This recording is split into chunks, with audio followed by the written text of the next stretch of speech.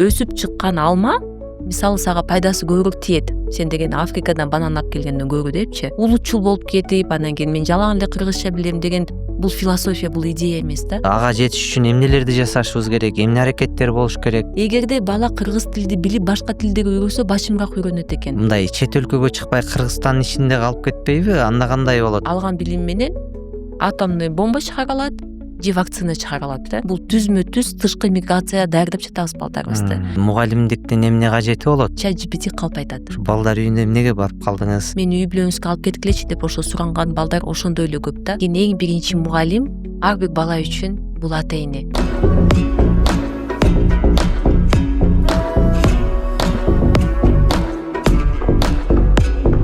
Саламатсыздарбы, урматтуу Таалим подкастынын көрүүчүлөрү? Бүгүн бизде дагы бир абдан билим берүү тармагында учурда активдүү бир өзүнүн ишмердүүлүгүн жүргүзүп жаткан педагог Аманашвилинин гумандуу педагогикасынын мугалими, тарбияда өзүнүн оюн айтып келе жаткан кыргыздын дагы бир айымы Зарина Макен эжекебиз болмокчу. Куш келипсиз. Саламатсыздарбы? Сизди тааныганыма бир 2-3-4 жылдын жүзү болду окшойт. Анан биринчи алгачкы эле суроомду мындан баштайынчы.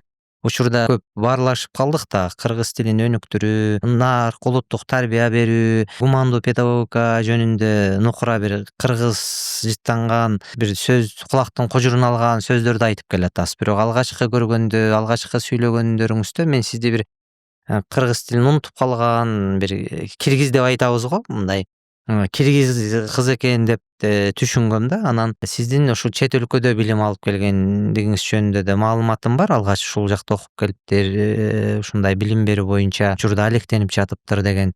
Алгач ушул сиздин ишмердүүлүгүңүздөн баштайлычы. Бул чет өлкөдөгү окууңуз, бул багытка кантип келип калдыңыз, кайсы тармакта окудуңуз? Менимче алгач педагогика эмес, бул экономика багытында беле сиздин окууңуз. Анда сөз ушул багытта болсун. Рахмат, Кыял агай. Өзүм ушу тажрыйбамды алып кетсем, мен деген 9-класска чейин интернат, жетим балдардын интернатында окугам. Ошол жерде апам көп жыл эмгектенип, мен ушу эң жакшы көргөн оюн жана оюнчуктарымды отургузуп алып, курчактарымды отургузуп алып, мугалим болуп ошо мектеп ойночумун. Анан кийин апам аны көп калып, ошо бир 9-10 класстарда айтып баштады. Мугалим кесип тандабай эле кой, жумуш оор, акчасы аз төлөнөт деп. Анан Кудайга шүгүр, ошо экономика аркылуу мен билим берүү тармагына келип калдым.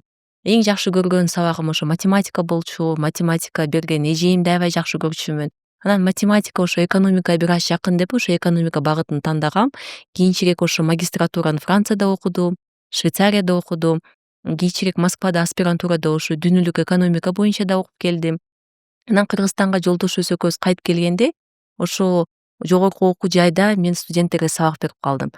Андан кийин бизнес мектепте иштеп жүргөндө ошо байкадым да, студенттер менен бир нерсени өзгөртүү абдан эле кеч болуп калат экен. Француздар айтканда trop tard, слишком поздно. Кийинчерээк мага дагы ошо өспүрүмдөрдүн группасын берди. Өспүрүмдөн кийин дагы бир башталгыч класстардагы балдарын алып калдым. Бизде кыска мөөнөттүү жана финансылык сабаттуулук деген ошондой сабактарыбыз бар болчу.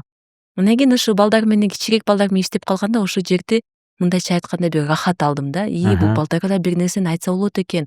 Алар айткан нерсени дароо эле алып кетип эле, өзгөрүп эле сен менен кадимкидей мындай сөз талашып, мен макул эмесмин деп ошо эркин жүргөн балдарды мен ошондо аябай жакшы көргөм да.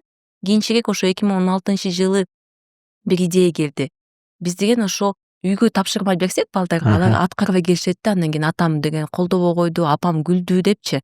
Андан кийин келди ошо 2016-жылы биз деген ошо суббота күнү ата энелер үчүн дагы бир кыска болсо дагы бир окууларды жүргүзөлү деп. Ошо 2016-жылы ошо бизнес мектебинин алкагында биз ата энелер үчүн да клуб уюштурдук.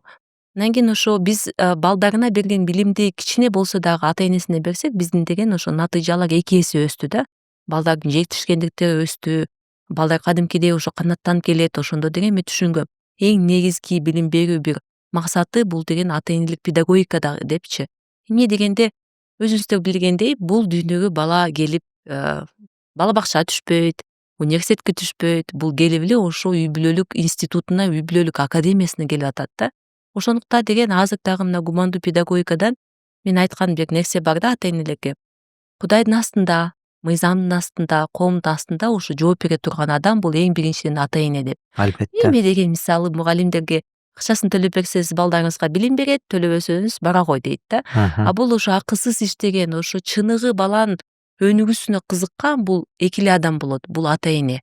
Ошондуктан деген бул биздин билим берүү тармагыбыз эң биринчиден ошо ата энелерге басым кылып, ошо ата энелер деген эң негизги бул деген билим берүүнүн бир чоң эмес, эми негизги өзөгү деп айтып кетсек болот да. А бул билим азыр сиз айтып аткан ошол нерсе абдан мындай баалуу нерсени айтып атпайсызбы? Сиз чет өлкөдө канча жыл жүрдүңүз? Жалпы мен 2 жыл окуп, дагы 1,5 жыл. Кайсы университет эле? Бул Францияда мен Лильский университетти бүткөм, жарым жыл ошо Сорбоннада окуп калгам, анан кийинчерээк ошо практикамды Женевадан өткөм. А ушул ойлордун бардыгы ошол чет өлкөдө жүргөндө келдиби? Азыр сиз айтып аткан француздар демекчи, алардын бала тарбиялоодо бир өзүнчө бир мындай өзгөчөлүктөрү бар. Мен айрым окуп калганда орусча китептер көп болчу, француздар балдарын кантип тарбиялайт, дагы башка сыяктуу да. А ушулардан алып келген жыйынтыгыңыз, корутундуңуз анан ушул идеяларга алып келип атабы? Көп учурда ушу француз мисалы маданияттын арасында аралашып жүрүп, ошо мен көп байкагамда биз менен көп нерселер окшош экен депчи. Андан кийин мисалы баланы деген француз мындай тарбиялоо маданиятында балдарды эркин коюшат да.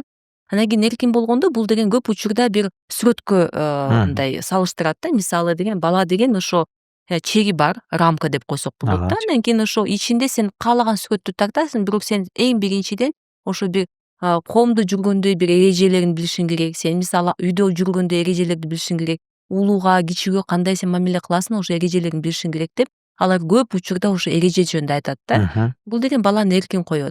Андан кийин ошо мен да байкап көргөндө бул Швейцарияда, Францияда мисалы ошо педагогиканын жылдыздары бала бакчада, андан кийин башталгыч класстарда эмгектенет. Бизде мисалы тескеринче. Сен канча жакшы окуйсуң, сен сөзсүз жогорку окуу жайга барып иштейсиң. Университетте иштешиң керек. Университетте иштейсиң да, мисалы ушундай наам бар. Жана кандидаттар, докторлор, илим алыш жакташың керек, декан болушуң керек, ректор болушуң керек, ушул ошондой сыяктуу. болот да. Бирок деген ал жакта тескеринче эмне дегенде ошо балдардын жана өмүр бою түптөлө турган адаттар, мындай бир калыптанып калган аң сезимдер бул эң биринчиден бала бакчадан, анан кийин башталгыч класстарда. Пайдубал бала бакчадан башталат. Башталгыч класстан башталат. Башталгыч класстарда болгондуктан ошондуктан ошо педагогиканын жылдыздары тескеринче ошол жакта эмгектенет да. Мен үчүн дагы бул ачылыш болгон. Андан кийин дагы бир ошо чет өлкөдөн алып келген нерсе бул эң биринчиден улуттук баалуулуктар. Мисалы Францияда жүргөндө ал жерде көп ошо кайсы жака барбасаң, ошол жакта жарыя болобу, радиодон болобу, гезитинен окуйсуң. Мындай профессорлор сүйлөгөн сөздө алар дайыма айтат да, өзүндө өсүп чыккан алма мисалы сага пайдасы көбүрөөк тиет. Сен деген Африкадан банан алып келгенден көрүү депчи. Алар деген жана ошо жергиликтүү өндүрүш компанияларын аябай катуу коргошот да. Өзүңүздөр деле билгендей жана Renault, Peugeot, алардын жана француз кийимдери. Андан кийин бул жалаң эле сапат аркылуу эмес, бул дагы жанагындай идеология катары бул деген кичинекей кезинен эле ошону түптөйт. Сен французсуңбу, сен эң мыктысың, сени биз деген эң мыкты тамактарды чыгарабыз, эң мыкты кийимдерди чыгарабыз деп ошондой бир балага кичинекей кезинен ошону аң сезим салат да. Бул укмуш нерсе. Биздечи бул тескерисин айтыңыз эми. Эми деген биздики менен салыштырсак ошо эле дасторкондон мисалы билинет да. Сый конок келгенде баары бар, бирок деген баткендин өрөө коюлбайт, көлдүн алмасы коюлбайт. Ошондой эле ананас, банан, киви деп коюп коебуз да. Бул деген эмненин белгиси? Биз өзүбүзгө ишенбейбиз. Бирөө деген бизден жакшыраак деген бир аң сезим менен ошо дасторкондо эле билсе болот да. Андан кийин ошол эле кыргыз тилден мисалы деген азыр кыргыз тилди баланы окутам десе чаанышат. Көп азыр ата энелер өзгөчө бул шаарда кыргыз тилине чааныгандар көп да. Сиз азыр гезитти байкап калдым, гезит көтөрүп келиптирсиз да. Сүрөтүңүз турат, бул тил жана маданият гезити. Эмне жөнүндө сүйлөдүңүз бул жерде? Мен окуй элекмин. Кыргыз тили бул чоң мүмкүнчүлүк дейсиз. Ошо мен ошо кыргыз тилинде өзүм кандай ошо кыргыз тилди үйрөнгөн тажрыйбамды айтып бердим, кандай мүмкүнчүлүктөр ошо биздин эне тилибиз берет деген. Бул деген ошо кыргыз тилде айта турган болсок, бул жөн эле сөздөр эмес. Мисалы бул тил билүү эмес, бул башка адамдар менен сүйлөшүү эмес. Бул эң биринчиден аң сезимди түптөй турган бул ыкма да эң биринчиден. Ошондуктан биз бекеринен айтпайбыз орус мүнөз депчи. Бала деген ошо көбүрөөк кичинекей кезинен орусча сүйлөшүп, бул кадимкиде орус мүнөз болуп калат. Андан кийин мына карап көрсөңүздөр, азыр мына мамлекеттик тил мыйзамына да көп өзгөрүүлөр кирди. Көп адамдар ошо балам мисалы англис тилди билсин, орус тилди билсин деп ошондой багыттайт балдарды, бирок деген көп учурда эне тили унутулуп калып атат. Анан кийинчерээк ошо орус тилдүү балаңыз чоңойгондон кийин эгерде ата энеси кыргыз тилдүү болуп калса, бул башынан эле бул бир өзгөчө конфликтти силер салып жатасыңар. Бири бирин түшүнбөй калат да. Анан кийин ошондуктан эгерде силер ошо балам деген кийинчерээк кыйналбасын, кийинчерээк деген башымыраак башка тилдерди үйрөнсүн дей турган болсоңуз, эң биринчиден эне тилин билиш керек. Мен деле ушу билем да, бир 30-40ка ар бир адам жакындап калганда өзүн сурап баштайт. Мен киммин, эмне үчүн келдим, кайсы бир кызмат кыла алам депчи. Ошо кезде деген эне тил жардам берет экен. Ошондуктан деген бала ошо генетикалык тилин кичинекей кезинде билсе, кийинчерээк чоңойгондо баягы күн карама болбойт да. Же чала орус эмес, же чала англис эмес болбой, ныкыра чыныгы ошо кыргыз болгону азыртан баштап балдарга жардам бериле. Улутчул болуп кетип, анан кийин мен жалаң эле кыргызча билем деген бул философия, бул идея эмес да. Бул эң негизги эне тилинин негизинде балдарды көп тилдүүлүккө үйрөткүлө. Мен мисалы мына англис тилди билем, француз тилди билем, түрк тилинде жакшы көрөм, кино сериалдарды көргөнү. Орус тилин билесиз. Орус тили эми мен үчүн бул билем деп айта албайм. Эмне дегенде ошо Кудай берген эки көзүбүз бар, ошондой эле коом берген эки тилибиз бар да. Ошондуктан мен кыргыз тилди, орус тилди санабай, тил катары билем депчи. Анан кийин мен байкап көрсөм, ошо көп тилдүүлүк тажрыйбама таянсам, эгерде бала кыргыз тилди билип башка тилдерди үйрөнсө башымыраак үйрөнөт экен. Эмне дегенде кыргыз тил баяркы тилдерден бири болгондуктан, илгерки тилдерден бири болгондуктан көп тил менен байланышы бар экен. Ошол эле араб тили менен, ошол эле түрк тилдери менен мисалы. Анан кийин жана француз тилинде өзүңүздөр билесиз, жана ы деген үңдөр бар эмеспи? Ооба. Анан кийин акцентти биздин балдарыбыз Франция барганда 1-2 жылдын ичинде эле судай сүйлөп кетет. Окшоштук барбы? Француз тилинде ы тыбыштары бар. Сœur, cœur, beurre деп алар деле айтат да. Анан кийин ошого байланыштуу биздин балдарыбыз акценти жок, 1-2 жылдын ичинде эле сүйлөп кетет. Мисалы Кытайдан келген, Орусиядан келген студенттер менен салыштырып көрсөм, алар 20 жыл, 10 жыл жашайт, ошол эле акцент менен калат да. Андан кийин бул биз үчүн чоң мүмкүнчүлүк, көп тилдүүлүктүн чөйрөдө балдарыбыз кичинекей кезинен өскөндүктөн, алардын ошо көп тилдүүлүккө кичинекей кезинен эле шыгы бар. Бирок буга басым кылыш керек. Кыргыз тилинин негизинде башка тилдерди үйрөн депчи. Мисалы сиз билгендей эле жапон тили, анан корей тили грамматика менен бир аз биздикине окшош. Алар деген бизге окшоп эки айтыш менен сүйлөйт. Жазап койду, кылып койду, келе жатат деген ошо менен да окшош. Ошондуктан мен ойлойм, кыргыз тилинин негизинде балдарды сөзсүз үйрөткүлө деп. Бул жалаң эле орус мектепке бардан кыргыз мектепке эмес, жанагындай көп тилдүү бир мектептерди издеп, ошондой көп тилдүүлүккө үйрөткүлө. Жакшы, сиз жана айттыңыз да, баягы 30дан ашып 40ка жакындап калганда бир өзүң суроо берет экенсиң депчи. Демек ушул бул азыркы жасап жаткан жумуштарыңыздагы бул интервью, гезитке берген кыргыз тили жөнүндө азыр да бир ишмердүүлүгүңүз жөнүндө сөз кылабыз да. Булардын бардыгы демек өзүңүзгө берген суроодон улам пайда болуп калган жумуштар, башталган жумуштар. Демек кыргыз тилин дагы ошол деңгээлде өздөштүрүш керек экен деп. Анан сиздин ишмердүүлүктө мен билгенден Мен өзүм тажрыйба менен бөлүшүп кетпедимби, ошо жогорку окуу жайда иштеп жүрүп, анан кийин кандай бала бакчага келдим деп. Ушул канчалык бала кичинекей болсо, ошончо сен деген ага көп таасир бере алат экенсиң да. Андан кийин ошо бала бакчаны ачканда Inside Kids бала бакчабыз ошо бар. Андан кийин мен байкап көрдүм да, мисалы өзүнү издейсиң го, мен деле өзүм 3 балам бар. Андан кийин ошо карап көрсөм, мен баламды мындай окутмакмын, тинде окутмакмын деп ошо бир сунуштарды карап көрсөм, андай мисал жок экен. Мисалы 2 балам, алар деген кадимкиде аллергиясы бар. Андан кийин ошо туура тамактанууга берген бала бакчалар жок. Анан кийинчерээкте өзүм иштеп жүргөндө жана кесиптештердин тайпасында карап көрсөм, ошо эң биринчи үнөмдөй турган нерсе бул азык түлүк жагынан экен да, тамак аш жагынан экен. Арзаныраак мисалы жана азык түлүктөрдү издейт экен. Андан кийин көп учурда көбүрөөк жана камыр берип койгон бар экен да. Концепцияда биз эң биринчиден ошо туура тамактанууну киргизгенбиз. Эмне дегенде бала деген мисалы бала бакчада жүргөндө 3 жолу мисалы математика сабагына кирбейт, 3 жолу англис тил сабагына кирбейт, бирок 3 мал тамактанат. Бул деген бала канча кичинекей болсо, ошончо бачым ага адат айланат эмеспи? Тамактануу адаты бул өмүр бою калат. Мисалы сиз деле билесиз, биздин муунубуз деген көп чай ичет да. Азыр чай деген билесиз, көп учурда зыян болот, бирок баш тарта албайбыз да. Ошондуктан деген бул эң негизги адаттардын бири ошо тамактануу адаттар да. Андан кийин ошо бала бакчада гумандуу педагогиканын негизинде түптөлгөн программа, туура тамактануу. Андан кийин азыр өзүңүздөр деле билесиз, ошо STEM программасы дагы бул балдарга деген кичинекей кезинен эле берсе болот. Бул ушул гумандуу педагогика учурда Кыргызстанда сиздин баамыңызда эми 28 эле адам окуп атат деп атасыз. Алардын ичинен Кыргызстанда экөө болсо, бирөөсү сиз болсоңуз, ал эми калган мугалимдерибизде сиздин баамыңызда мектептерде кайсы деңгээлде? Жогорку окуу жайда болбосо биз жогорку окуу жайларда канчалаган жогорку окуу жайда мугалимдерди даярдап атпайбызбы? Мына ушуларды педагогикада берип атабыз. Мен педагогика кафедрасында иштеп, педагогдорду даярдап жүргөндө эми Аманашвилинин ишмердүүлүгү жөнүндө айтам. Анын бир концепциясы, анын бир китептери жөнүндө негизинен.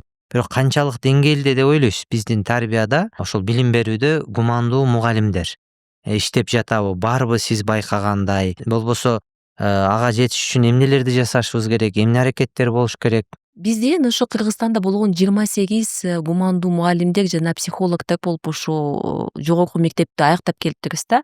Андан кийин деген сиз айтып кеткендей биз расмий система ошо мектеп мугалимдерди даярдаган бир система болуп атпайбы, бирок деген ошо системада бир керексиз мурас калып жатат. Мисалы Союз доорунда айтып жүрчү, Кудай жок, дин деген ошо тыюу салынган болчу да.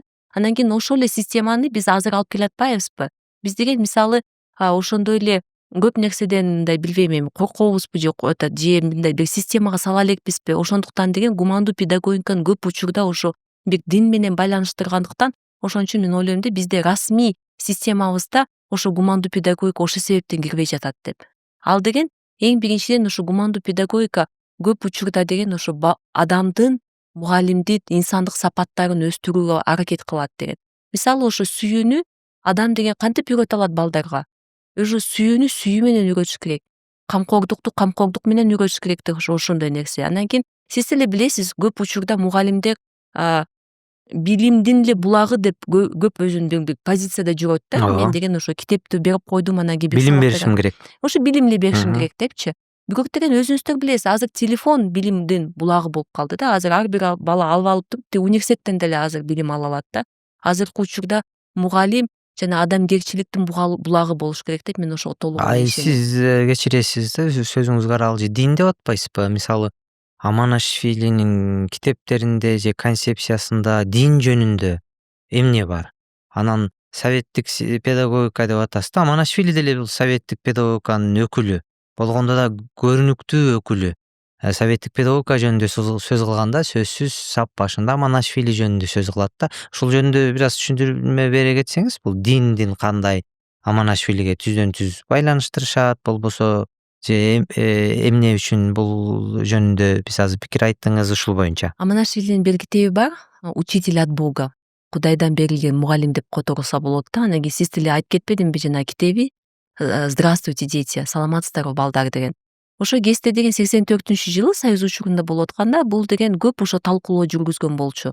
Бир жолу ошо Аманашвили да өзү айтып берип атат да, мен ошо китепти чыгарганда мен ошо гумандуу педагогика, анан кийин мугалим гумандуу болуш керек деп айтып келсем, бир цензурада келген ошо бир мамлекеттик кызматкер айтат, эмне үчүн советтик мектептер эмне гумандуу эмеспи деп ошондой менде суроо бергенде, мен бир аз коркуп кеткем дейт да. Эмне дегенде силер өзүңүздөр билесиз, көп нерселер ошо тыюу салынган болчу. Андан кийин азыркы учурда Аманашвили өзү деле айтат, бир көп нече жыл мен деген жана чиркөөгө барганда, дуа айтканда аябай коркчумун депчи. Азыр бирөө сүрөткө тартып алып, мына силердин Аманашвилиңер жана чыган педагогуңар мына моундай чиркөөгө алып жүрөт деп. Мен ошо жашынып ошо деген бир христиан динин кармап жүрчүмүн деп. Бирок азыркы учурда анын деген ошо усадьбасында, үйүндө деле ошо чиркөө кичинекей салынган. Өзү деле дайыма айтат, ал адам деген сиз дагы Кудай буйруса барып калсаңыз көрөсүздөр. Өзүнүн жеке китепканасында көп ошо Куран китептери бар да, ошо ислам дининде жөнүндө китептер бар. Андан кийин ал деген дайыма айтат да, диндердин баары бир эле нерсени айтат. Жана 7 осуят деп да айтып атпайбызбы, ар бир динде кайталанат деп. Ошондуктан деген адам деген эң ошо башым келе турган, Кудайга башым келе турган жол бул дин деп. Ошо рух баалуулукту эң башын толтура турган бул эң биринчиден дин деп. Андан кийин bundan дагы советтик мисалы мектептер, мен билгенче, мен деле ал жакта көп окуган жокмун, бирок деген ошо катуу көзөмөл болчу. Андан кийин кийинчерээк ошо китебин жана Кудайдан берилген мугалим деп туруп, ал деген нече эле жазган, бул 79-жылы жазып, андан кийин ошо эч жагыга басып чыгара албай, ал кийинчерээк ошо чыккан китеби болчу да. Анан байкап көрсөңүздөр, көбү деген ошо ойлойт да, ишеним менен диндин айырмасы жок депчи. Мисалы дүйнөгө баланы алып келген ошо төрөгөн аял, бул кандай атабайсыз, мах, мутер, мамаң, мать, эне деп кантип айта аласыз, ошо сизди төрөгөн аял катары эле калат да. бул деле ошондой. Сиз Кудайды кандай атабайсыздар, кандай бир дин менен кайрылбайсыздар, ошо деген бир жараткан болот депчи.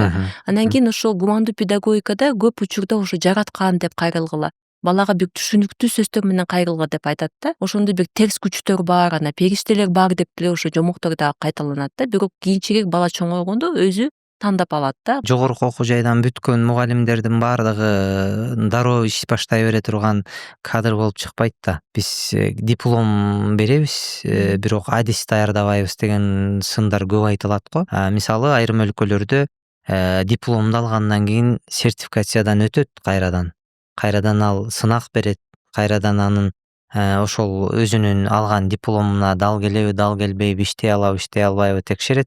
Бизде жогорку окуу жайды бүттү, дипломду алды, ал барып иштей берсе болот деген түшүнүк бар. Бирок жеке мектептерде менин көз карашымда андай түшүнүк жок. Алар сиз айткандай, мисалы сиз абдан талабыңыз башкачараак болуш керек айрымдардан мектебиңизге мугалим алыш үчүн. Сиз анын мугалимдигин жана Кудай тарабынан берген мугалимдик деп атпайсызбы? Ошол гумандуу педагогиканы жакыныраак, эми ал гумандуу педагогика деген түшүнүк ал мугалимде болбошу мүмкүн, бирок ошол критерийлерди дагы башкы бир негизги өзөк кылып алышыңыз мүмкүн. Мугалим тандоодо бул дагы өзгөчөлүк да.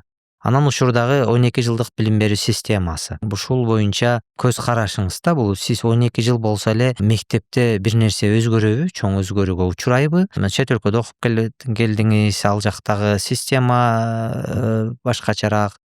Ушул 12 жылдык десе эле баардык мугалимдерибиз азыр үрөйү учуп, анан 12 жылдык боюнча бизди эч ким окуткан жок, 12 жылдык боюнча бизди эч ким үйрөткөн жок, 12 жылдык боюнча бир колдонмолор барбы деген эле суроолорду угуп атам да. Бул боюнча сиздин маалыматыңыз, түшүнүгүңүз жөнүндө бөлүшүп кетсеңиз. ДНКК мектебибиз бул башталгыч класстардын мектеби. Азыркы учурда мына биз 2 класс алдык, 1-2, анан 3-4-ден класс. Анан ошо сиз айтып кеткен 12 жылдык программа менен азыр башталгыч класс 6-класска чейин узарган. Анан кийин мен бул өзгөрүүлөрдү толугу менен колдойм. Эмне дегенде, булар көп балдарга мүмкүнчүлүктөрдү ошол эле чет өлкөдө окууга көп мүмкүнчүлүктөр ачып берет. Анан кийин биздин да министрлик жакшы кылды, бул өйдөгө көтөрбөй 19 жашка чейин балдарды окутпай, бул деген 6 жаштан балдарга мектепке киргизип атат. Бул дагы жакшы да. Бул бир нерсени түшүндүрүп бериш керек. 12 жылдык программа бул эң биринчиден ошо университетке балдар окусун деген бир багытталган система, программа да. Бул учурда 12 жылдык алып кетип атканда эң негизги нерсе ошо кесип тандоо маселесин дагы күчтөндүрүш керек. Эмне дегенде көп азыр кесиптер мына жазалма интеллект дагы өнүгүп баратат. Ошондо деген көп кесиптер кийинчерээк жок болуп кетиши ыктымал. Ошондуктан деген бир 9-класстан кийин кеч болуп калат кесип тандоо деген эгерде сабактарды киргизсек. Буну деген 1-класстан эле балдардын ошо шыгын карап, байкап, кайсы класска окуйт мүмкүн деген жанагындай класстар билесиздерби? Бизде аз эле мектептерде бар, технологиялык мисалы класс, анан кийин гуманитардык класстар деп бөлүнчү эле го. Мүмкүн ошондойлорду ар бир мектепке мүмкүн киргизиш керек да. Бир 5-класстан болобу же 4-класстан болобу ошондой нерсе. Профилдик ошо класстарды. Көп учурда ошо 12 жылдык дегени менен бул деген түзмө-түз ошо университетке ким барат, ошо 10-класстан эле эгерде кааласа ошо 12 жылдыкты улап кете берет. Каалабаса жанагындай профессионалдык лицейлерге барабы же дагы жанагындай кыска мөөнөттүк курстарга окуп алабы депчи. Бул эң негизги 12 жылдык программа ошо баланы деген туура кесип тандоо. Анан кийин бул жакта мугалимдин ролу аябай чоң. Бул деген 12 жылдык программаны окубаса дагы ошо кичинекей кезинен баланы байкап туруш керек. Кайсынысында шыгы бар, башка сабактарга салыштырмалуу бир жакшы көргөн сабактары барбы депчи. Ошол жерде деген жанагындай даанышман бир мугалим жанында айтып туруш керек. Ошондо мугалим 12 жылдык программада мүмкүн көбүрөөк ошо устат болуш керек балага. Жол көрсөткүч болуш керек балага. Мугалимдин өзүнө көп нерсе жүктөлүп атат да. Анан азыр айттыңыз да, жасалма интеллект деп айттыңыз. 12 жылдык билим берүү системасында мамлекет ар бир мугалимге ноутбук берип атат. Жасалма интеллект ичине мүмкүнчүлүгүн салып берип атат, платформа иштеп чыгып берип атат. Сабактын план конспектисин пландаштырууну бизге ChatGPT жасап берип атат. Көп жумуштардын баарын ChatGPT жасап атат.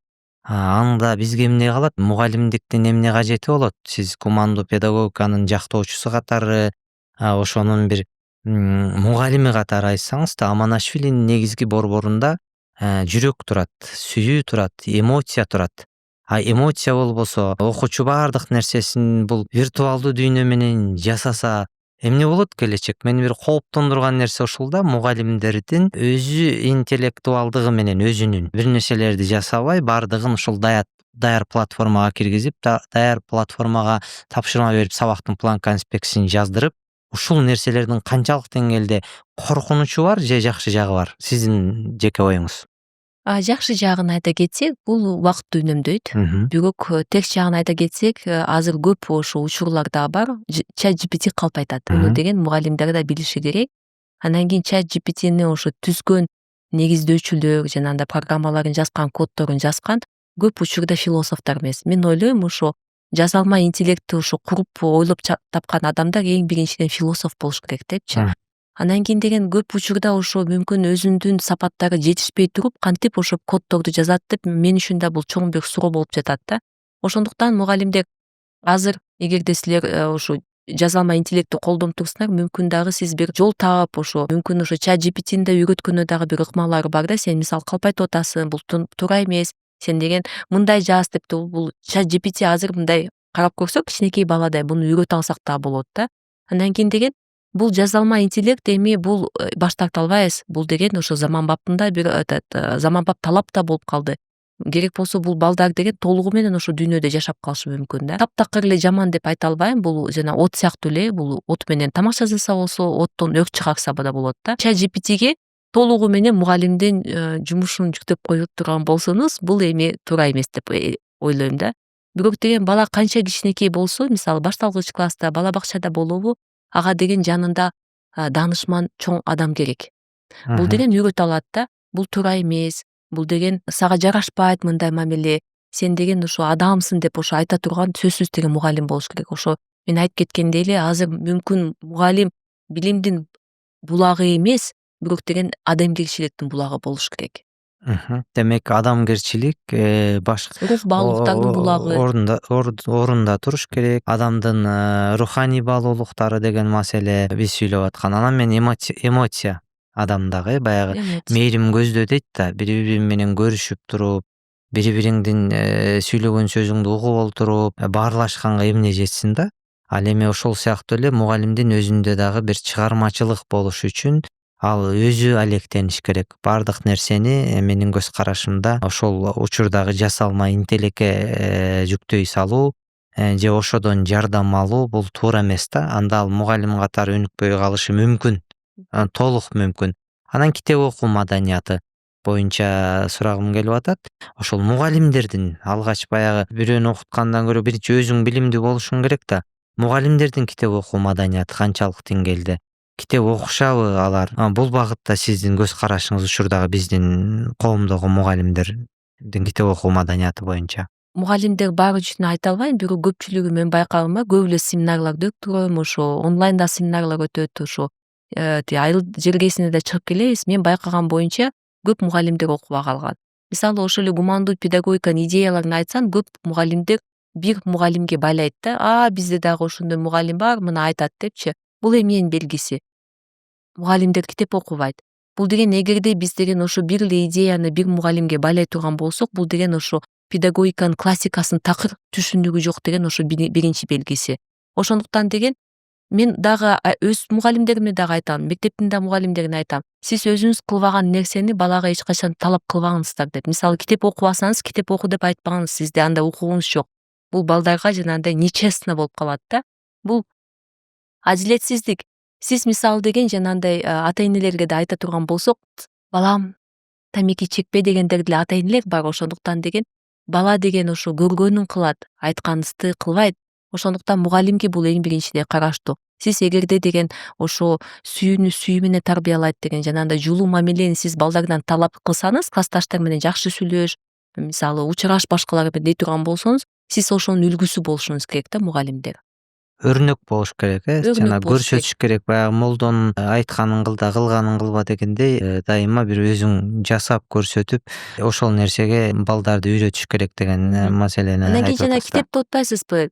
Мисалы деген көз караш кандай алмашат. Мен деген билгенмен эле эки эле жол бар да. Бул эң биринчиден китеп окуу, андан кийин экинчи нерсе башкача ойлогон адамдар менен баарлашуу да. Эгерде сизде ошондой мүмкүнчүлүк жок болсо, Чыңгыз Айтматов менен сүйлөшкөнү, сиз аны менен китеп аркылуу сүйлөшө аласыз. Ошо Чыңгыз Айтматов дүйнөгө кандай көз карашы билем десеңиз, анын китептерин окуса, ошо адамдын дагы кичине болсо дагы ошо Чыңгыз Айтматовдун даанышмандыгы да ошо китеп аркылуу өтөт да. Ошондуктан деген мугалимдер эң биринчиден ошо чыгаан педагог болом, кесипкөй мугалим болом дей турган болсо, бир адискөй мугалим болом десе, эң биринчиден ошо китеп, кесибине байланыштуу китеп окуш керек. Ар түрдүү китепти окуш керек. Мына тилекке каршы мен дагы мына гумандуу педагогика боюнча көп семинарларды өткөрөм. Мына Алматыга дайыма мугалимдерди алып барабыз. Онлайн сабактарды Аманашвили менен да уюштурабыз. Тилекке каршы азыркы учурда кыргыз тилдүү мугалимдердин кесипкөйлүгү түзмө түз кыргыз тилинде маалымат жетишсиздиги менен байланыштуу экен. Мына мисалы гумандуу педагогика деп YouTubeга киргизсеңиз, көптөгөн видеолор чыгат кыргыз тилинде аз, абдан аз. Андан кийин ошондуктан деген гумандуу алам уюмунун эң негизги максаты ошо кыргыз тилинде гумандуу педагогиканын идеяларын таратуу деген. Биз азыр мына онлайн курс жазып атабыз, китептерди которгоно жардам берип атабыз. Бирок деген бул баары деген биздин мугалимдердин ошо каражатына ишке ашырылып жатат да. Азыркы учурда биз дагы ошо демекчүн издеп жатабыз, ошо гумандуу педагогикага колдоп бериңиздер деп. Эми мугалимдер да азыр ошо өнүгөм деген мугалимдер өзү ар тараптан бир өнүктүрүүчү курстарды, окууларды издей башташты да. Өздөрү акчасын сарптап окуй баштады. Анткени бул мугалим күн сайын өнүгүп туруш керек. Мугалим окуп турбаса мугалимдиктен калат дейт го. Ошол Окуп турганда ошо тил менен байланыштуу болуп атпайбы? Эгерде сиз англис тилди билсеңиз, да, контент жок. Англис тилди билсеңиз, сиз деген ушунча миллиондогон китептерге, миллиондогон булактарга деген окуй аласыздар да, ошондой бир контент болуш керек да. Ошо биз деле бул тармакта иштеп жүргөн адам катары канчалган китептерди мугалимдерге которуп бердик. Окумуш таасир алгандар бар. Мугалимдер китеп окуйбу деп сураганым, эми кээде ошолорду окутуш үчүн атайын конкурстарды уюштурасың, ошо окусун кызыгып депчи. Бирок ошондо деле окуган мугалим окуйт, окубаган окубайт. Бирок канткен менен дагы мугалимдин китеп окуган адаты бул жакшы адат да. Анткени биз окуучуларга баягы көндүмүн калыптандырып атпайбыз. Мисалы ар бир окуучу китеп окуш керек деген түшүнүк. Ал эми учурда көбүнчө эле муну баягы эмне электрондук формат менен алмаштырыш, аудио китептерди угуу деген түшүнүк менен алмаштырып калды да. PDF форматты жүктөй салуу, ошол жерден көчүрүп ал. Мисалы жеке мен өзүм китепти колум менен кармап, сызып, бүктөп, жыттап окумайынча мен алымсынбайм да. Мисалы аудио китептерди уга бербейм. Аудио китептердичи. Ал эми ошол сыяктуу эле балдарды ар тараптуу өнүктүрүш үчүн мындай тең салмактуу. Кээ бирин аудио китебин, кээ бирин өзүн баягы адамда стилдер бар го, баягы көрмө, укма, кинестетик деген, ошону бирдей калыптандырыш үчүн аны көрүүсүн дагы, угуусун дагы баардыгын параллелдүү алып кетиш керек да. Анан баардыгын эле электрондук санарип деп эле баарын электрондуштукка шылтай берген дагы менимче бул туура эмес көз караш деп ойлойм. Сиз айткандай эле жана окуу маданияты да бар болуп, бирок анын жанындагы тең алып кете турган жана критикалык ой жүгүртүү да болуш керек. Мисалы балдарга сынчыл. Мисалы деген балдарга оку деп койсоң, ал деген ар кандай китептерди алып окуй бериши мүмкүн да. Бирок деген балага дагы ошо бериш керек. Мына бул китептердин арасынан оку депчи. Тандоо мүмкүнчүлүгү, тизме жаш өзгөчөлүгүнө. Бекеринен эмес, ошо Чыңгыз Айтматов деле айткан, ошо маалыматтын да уусу бар депчи. Эгерде деген ошо китепти бир терс баалуулуктар менен бала окуп алса, аны деген чындай көрөт да бала.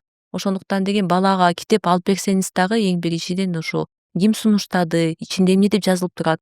Көп учурда жана илгерки башка маданияттардан келген жомоктор көп учурда ошо бир терс баалуулуктарды берет да. Ошол эле жана Золушка болобу, жана 7 гномиков деген ошондой нерселерди бир аз этият кылыңыздар.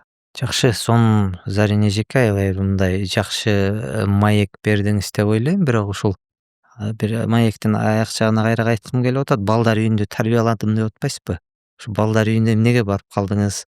Анан ошол балдар үйүндөгү таалим тарбия кандай болчу, азыр кандай? Ошол окуган мектебиңизге барып турасызбы? Бул ошол мезгилдеги мугалимдердин мамилеси кандай болчу? Ошол нерселер азыр өзгөрдүбү? Ушул боюнча мындай ар бир турмуштук тажрыйба башкалар үчүн да сабак го. Ушул боюнча сурагым келип атат. Ошо жетим балдар үчүн ошо интернат. Мен аяка 1-класстан 9-класска чейин окугам. Ал жакта менин апам сабак берген. Андан кийин апам деген ошо бир аябай оор убакытта, оор заманда мугалим болуп калды. Ал кезде мен билем, айлыкты деген май менен берчү, көп учурда бир жолу арак менен берген учур да болгон, самын менен берген учур болгон да, аябай мындай курч заманга келип калган. Ошол кезде дагы мен билгенимче ошо классташтарым көп ошо тамак аштан калып калбапты, жана кийим кечеден калып калбапты. Азыр деле мен интернатка барып турам. Балдар деген Кудайга шүгүр ошо тамагы дагы, кийим кечеси дагы жакшы болуп калды да. Бирок деген ар бир ошо майрамга эмнеси өзгөрүлгөн жок. Азыр деле ошондой. Мен окуп жүргөн мына 20 жыл өттү, 20 жылдан да көп өттү. Ар бир майрамга балдар деген өзүнө ата эне каалайт. Урматтуу Аяз ата, бул жылы мен деген бир үй бүлөгө барайын, бул жылы менде ата энем болсун деп ошондой катты 30 жыл мурун да балдар жазчу, азыр деле жазат да. Мен барган сайын деген балдар ошо мени кучактап, мени үй бүлөңүзгө алып кеткилечи деп ошо суранган балдар ошондой эле көп да. Анан кийин мен деген ошону билип турам. Бул деген үй бүлөнүн баалуулуктары, бир деген маданият деген алсыз болуп бараткандыктан жетимдердин саны азайбай жатат. Эмне дегенде, бул деген ошо чоң адамдар кичинекей балага жоопкерчиликти албагандыктан балдар ошон үчүн бул балдардын үйүнө калып калып атышат да. Ошондуктан деген биз ошо биздин системабызга, билим берүү системабызга үй бүлөлүк баалуулукту киргизсек, ошондо гана деген балдардын саны азаят деп ойлойм да. Бул деген ошо үй бүлө бар, анан кийин балдардын үйү бар, анан кийин ошо бир барып туруп жардам кылалы дей турган болсок, бул балдарга да жанагындай бир иждивенческое настроение, бир деген башка бир сабак берип калышыбыз да мүмкүн. Балдар ошого көнөт экен. Мен ошондой оор акыбалда калып калдым, мага баары жардам бериш керек деп ошондо отуруп калышы да мүмкүн да. Дайыма бир жактан жардам күтө берген, Өмүр бою жардам күтө берет. Муктаж, мага мамлекет бакканга муктаж, Баары мага жасаганга муктаж деген. Демек балдарды өз алдынчалуулукка үйрөтүш керек. Жакшы, анткени муну да эмне үчүн айтып атам? Мисалы биз ошол китеп тармагында жүргөн катары жана Айгиз Баймухамедов деген башкырт жазуучусунун дагы 5 китебин которуп биз атайын балдар үчүн топтом кылып чыгардык да. Ошол жерде дагы ушу балдар үйүнүн турмушу, балдар үйүндө тарбияланган балдардын абалы, ата энеге болгон сүйүү, дагы ошол ата менен баланын мамилеси, үй бүлө баалуулуктарынын балага тийгизген таасири, ушулардын баардыгы топтолуп келип туруп коомдо жашап жаткан инсандын бир инсандык баалуулуктарын калыптандырып атат да.